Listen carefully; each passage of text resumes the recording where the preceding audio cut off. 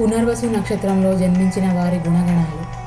ఇది గురుగ్రహ నక్షత్రము, దేవగణ నక్షత్రము. రాశాధిపతులు బుధుడు, చంద్రుడు. అధిదేవత అదితి, పురుష జాతి. ఈ నక్షత్ర జాతకులు ఇతరుల విషయాల్లో జోక్యం చేసుకోరు. అవసర సమయంలో ఇతరులను ఆదుకునే గుణం ఉంటుంది. సువర్ణము మీద ఆసక్తి ఉంటుంది.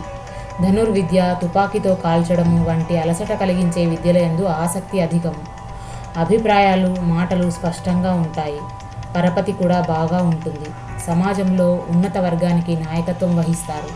పరపతి బాగా ఉపయోగపడుతుంది. పరిచయాలను కార్యసిద్ధికి ఉపయోగించుకుంటారు. స్వంత పనుల కంటే ఇతరుల పనులకు సహాయపడడంలోనే ఆసక్తి అధికం కనబరుస్తారు.